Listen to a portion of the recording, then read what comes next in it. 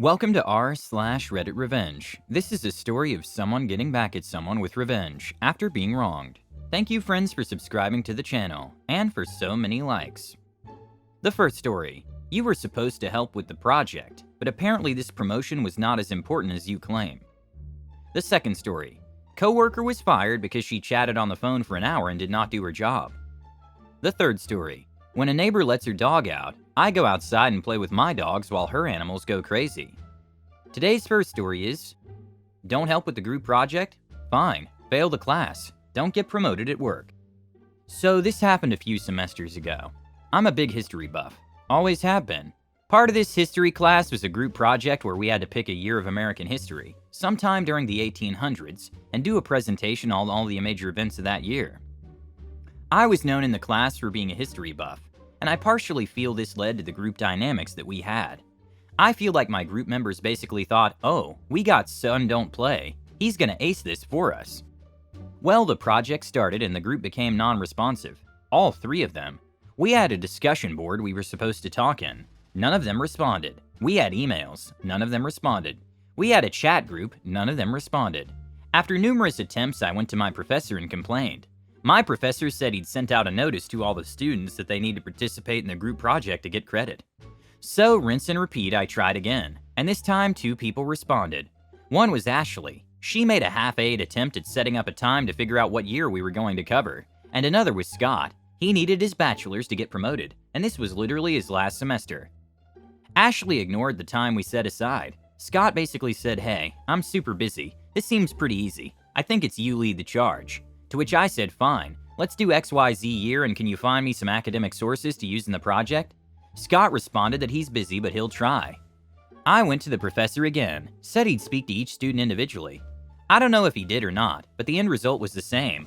Finally, I went to my professor again and he said, do the project. Anyone that helps you from your group puts their name on the project and I'll grade accordingly. So over the course of 2 weekends, I knocked out the project myself.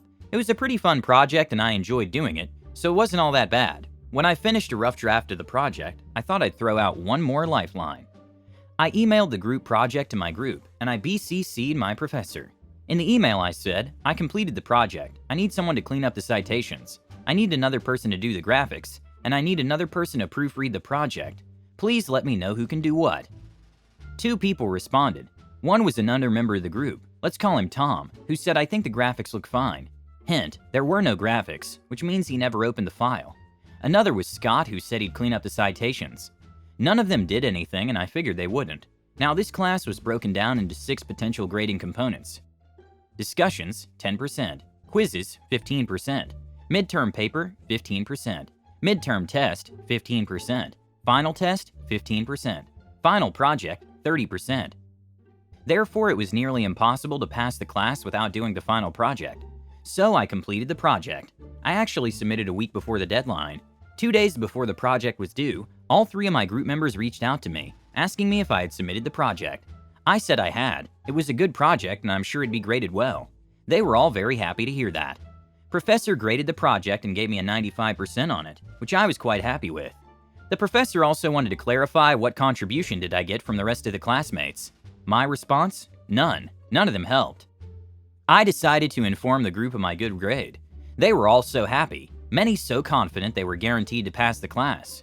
Well, everyone else on my group project got a 0, because they didn't help. All 3 of my group members were really peeved off, especially Scott, because Scott needed to pass this class to get promoted at work. He needed a bachelor's degree, and this was one of his last credits he needed. I remember the call between Scott and I. You didn't put my name on the project? I responded, no, I sure didn't. Why not? He demanded, because you didn't help at all. In his defense, he fired back, but I was busy with work, to which I fired back, we all have lives. I also have a job, a wife, and a baby. I don't need your excuses. To which he advised me that since he failed the class, he wasn't getting promoted at work, and the promotion was really important to him, to which I said, if the promotion was important to you, you should have helped with the project, but apparently that promotion wasn't as important as you claim. Ashley and Tom were both upset, but less so. Maybe they learned a lesson from it? After, isn't that what college is about? Learning. Your story brings back horrible memories of group assignments in college. It's a shame that not everyone takes their work seriously. Why is it that some people think their work should be done by someone else? Some people have to learn the hard way that a group project requires the participation of all group members. I think that's fair, because they haven't even touched the project and haven't done anything at all, and you deserve a good score because you did all the work. When I read your story, I had this question: how long did the project last, and how much work could you expect in the last week? If it lasted months and 1 week wasn't enough, good for you. To hell with them. If it made sense to get the project done in a week or two, your excitement and early submission of the project might have put them at a disadvantage. For what it's worth, it sounds like your teammates suck, but it's perfectly reasonable to prioritize other tasks when the deadline is still far away. The second story is, coworker complained to manager that I hung up her phone call. My revenge story happened a few years ago. I worked in a medical office, where I had 3 desks in a line next to each other. I had to share a phone with a coworker who I sat next to that I will call Danielle. Danielle has worked at the company in my department for a very long time. She had the most seniority in our department at her job level, and really acted like she was untouchable. I had worked there for about 2 years at this point. My job title was above hers, but I'm not her superior or anything. So at times I would have to delegate tasks to her and other coworkers at that job level. I always dreaded having to ask her for help. A majority of the time she gave me attitude when I needed her to complete a task. Working with her was mentally exhausting. She always had personal issues that she would bring to work, which is fine because it felt like we were a big family, and we all supported each other, but she was on another level. She would make many personal calls on the office phone to various family members on a regular basis. She was the definition of energy vampire. Some days she wouldn't even say anything, and the energy would still be drained from the room. Some days I was honestly a little scared by her. Didn't know which side of hers I was gonna get. I was not the only person in my department that felt this way.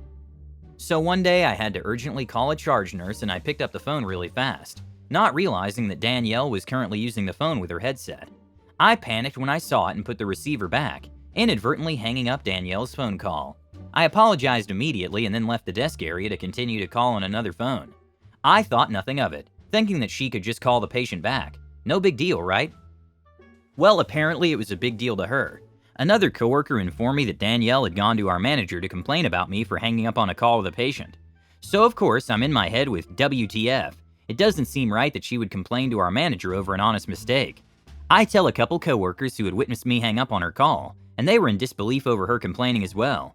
When Danielle's not around, I go and look on our shared phone, since we can see the phone numbers for outgoing and incoming calls. I scroll through the phone log and see the number Danielle was on the phone with. She called a 1-800 number, and was on the phone for over an hour, and other people were doing her work because of this call. I was peeved to say the least. I googled the number and see that it's for a rental car company. So now I'm fuming. She had the audacity to tell on me for hanging up on a phone call that she shouldn't even have been on at work. Naturally, I went to the manager telling her I heard Danielle complained about me for hanging up on her phone call with a patient. Our manager confirmed what was told to her by Danielle. She seemed like it was odd that Danielle even brought it to her attention. I told my manager after I found out about Danielle's complaint to her.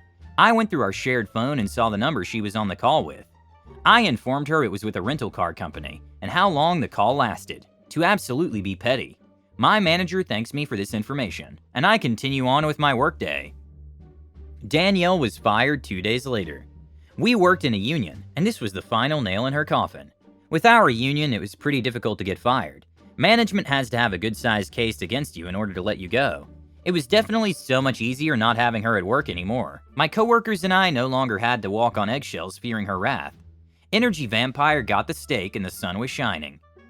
It's definitely not right that she was doing her personal tasks at work, because she just spent an hour doing nothing and got paid for it. No company wants to pay its employees for doing nothing, and that's perfectly understandable. On the other hand, I can understand why Daniela lost her mind and complained about losing the call. She probably spent the hour with the rental car company suspended and transferred from one number to another. She was finally talking to someone who might have had the right to blow her nose when she passed out. What's also interesting is that if she had just not complained about your unintentional mistake, her intentional use of work time to deal with personal matters would never have happened. She did it to herself, and in fact, she could have avoided the whole thing if she had been a little kinder. Anyway, I'm glad you got rid of the bad colleague, and will now work in peace. The last story is, my neighbor cursed me for using my own yard. Well, I'm gonna use it even more. So, I have lived in a townhouse for the last 3 years. I live with my husband and 2 60-pound dogs.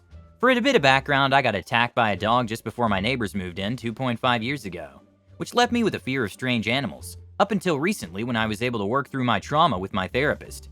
My neighbors have 4 loud and reactive dogs, 3 Chihuahuas and 1 Australian Shepherd, which charge the fence whenever they see someone on the other side and bark constantly.